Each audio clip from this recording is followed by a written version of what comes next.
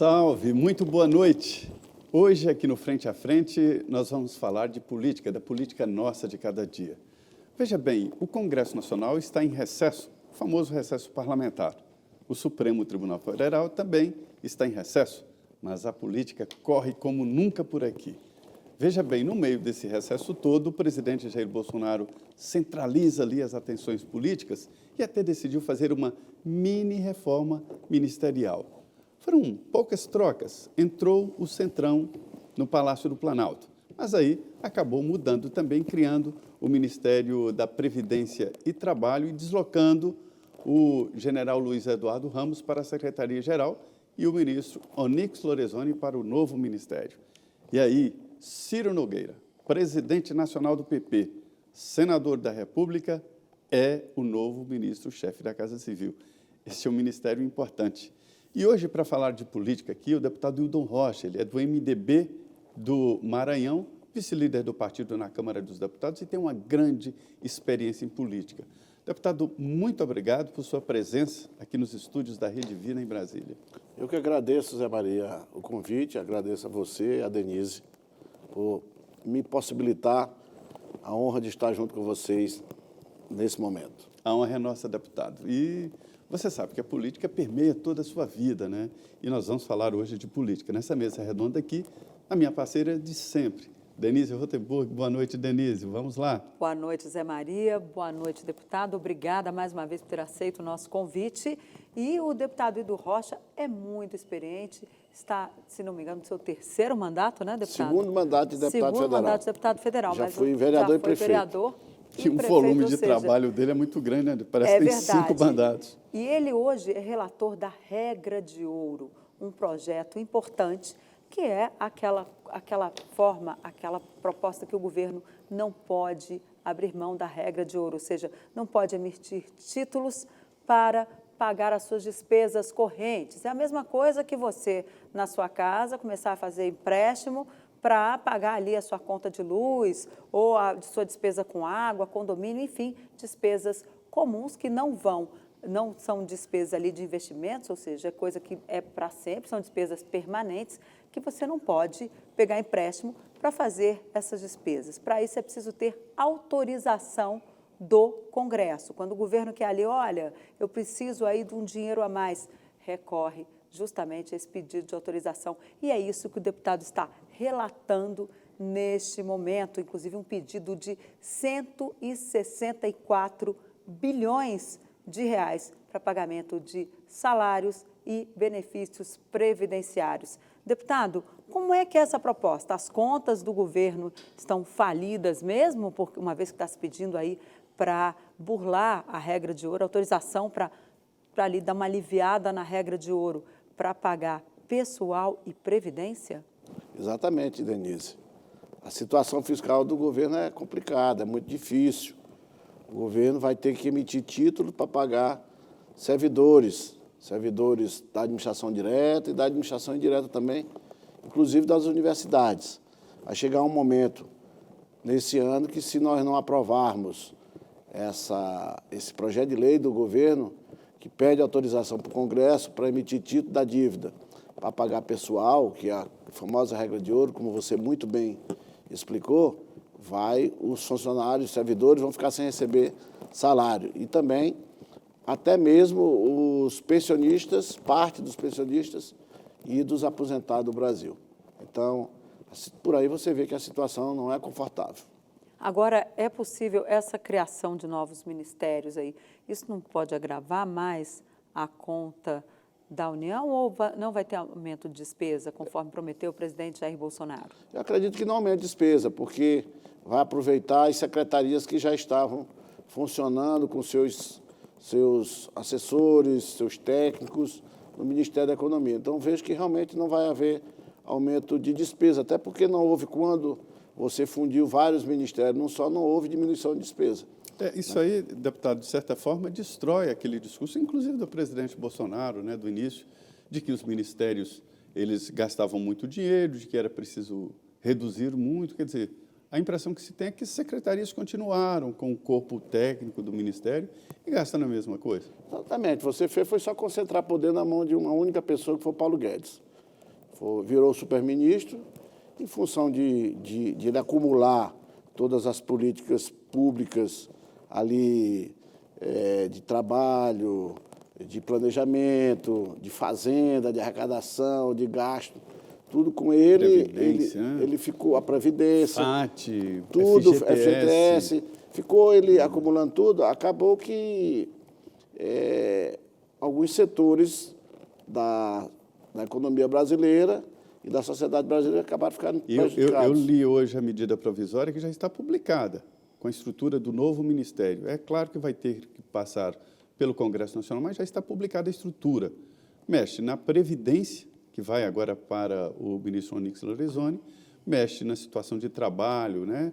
Propostas e políticas de emprego, sindicatos, cartas sindicais, regularização de trabalho, FGTS, que é um fundo monumental, investimentos, né? O Fundo do Trabalhador, o FAT, que é o Fundo de Atendimento ao Trabalhador, formação profissional, quer dizer, é um grande ministério que nasce aí e estava ali embutido no Ministério da Economia, né?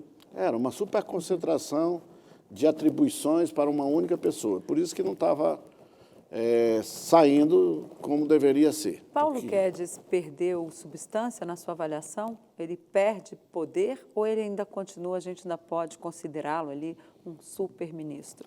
Não, ele ainda continua um superministro, porque ele tem o planejamento e a Fazenda junto, só ter o planejamento e a Fazenda junto já tem muito poder.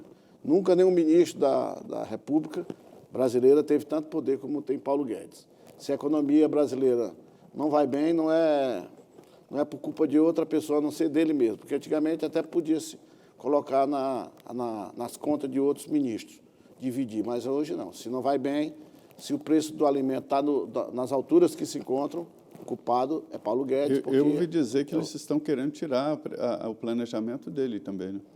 O planejamento geralmente corre separado, né? Geralmente Quem executa, não. Pois é complicado você ter o planejamento junto com a fazenda. Você arrecada e você paga. Você fica com dificuldade até de fazer controle melhor, um melhor planejamento. Deputado, fora aí dessa questão de Bolsonaro, não Bolsonaro, oposição, como é que o senhor vê exatamente esse debate aí de arrecadação e de pagamento e de execução? Como é que está esse debate? O senhor acha que está bem administrado? Não, eu vejo que não. Até porque o governo, ao longo desses últimos anos, já está com quase 3 anos, teve uma grande oportunidade de melhorar a sua despesa e melhorar também a sua receita, a sua arrecadação. Não aumentando a carga tributária, mas diminuindo a sonegação, diminuindo o contingencioso. Os gastos públicos? Né? Isso, exatamente, os gastos públicos. Até que reduziu em alguns setores. Reduziu o pessoal, porque quase não houve contratação, mas não foi em função disso, mas em função da PEC de gasto. Aí, no momento que você aprovou a PEC de gasto... PEC do teto. Do teto de gasto, a PEC do teto de gasto. Aí você começou a reduzir e comprimir. Então, isso é que vem acontecendo e o Paulo Guedes não soube aproveitar esse bom momento para que ele pudesse diminuir mais ainda a despesa e melhorar a arrecadação. Agora, o senhor acha que vai vingar essa proposta de separar os ministérios da Fazenda do Ministério do Planejamento? Eu acredito que sim. É muito mais ágil, é muito mais rápido e você vai fazer com que aquele ministro se concentre na arrecadação, porque ele acaba tendo que dividir o tempo dele em arrecadar e também porque ele poderia arrecadar e usar o tempo para como melhor arrecadar, como evitar as fugas, como evitar a sonegação. Com mais o planejamento, que ele é obrigado, ele é responsável pelo pagamento, ele fica responsável também pelo pagamento, prestação de conta do governo, de uma forma geral, toda a contabilidade. Então, são muito mais atribuições que ficam ao encargo dele. Se ele tiver apenas a responsabilidade de arrecadar, aí fica muito mais fácil de ele melhorar, além do que também a parte da economia. O senhor está pessimista, né? O senhor não vê a possibilidade de melhoria da economia aí no pós-pandemia? Não, não vejo não, porque o grande problema da economia do Brasil é falta de investimento, tanto público como privado. E eu vejo que o governo não está disposto a aumentar o investimento público e o privado também tem muito medo de investir e não receber o que ele espera do seu investimento em função do sistema tributário que nós temos. E o governo, podendo ter aproveitado para fazer uma verdadeira reforma tributária, está aí com uma mudança no imposto de renda, que aumenta a carga tributária. Só em um governo mandar aquela proposta da mudança no imposto de renda já afugenta o investidor. Ele já há uma falta de confiança do parte do investidor. Mas essa proposta ela já foi alterada. E hoje teve pelo relator, mas o governo não sinalizou. Exatamente. Mas o que o governo sinalizou não foi isso. Já dentro do Congresso há uma tendência de mudar, que eu acredito que para aprovar tem que mudar, e até mesmo mudando alguns artigos que estão ali, alguns parágrafos, mesmo assim ainda vai ter dificuldade de aprovar. Pois é, o presidente do Senado, Rodrigo Pacheco, disse, inclusive, que vai colocar em pauta aquela proposta de reforma tributária que mexe nos impostos de forma geral, inclusive reforma no constitucional. ICMS e no ISS, que são impostos ali.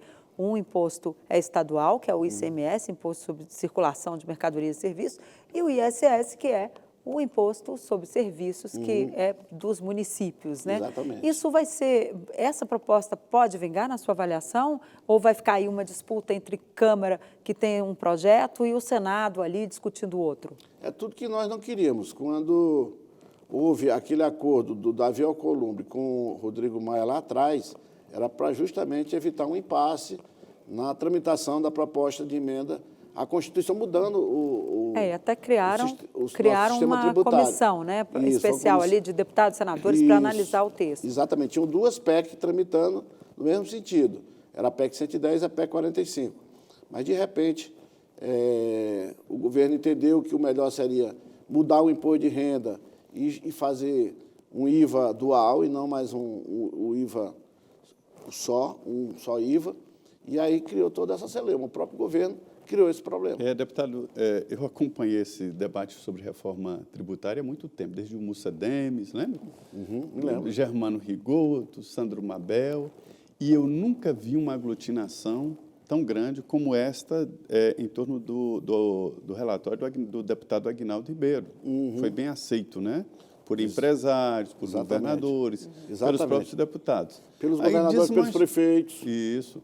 Desmancharam essa ideia, esse projeto do deputado Aguinaldo Ribeiro, e agora há uma grande dificuldade. Os empresários não querem essa reforma do governo, né? Eles vão pagar muito mais imposto e é uma mudança estruturante, né?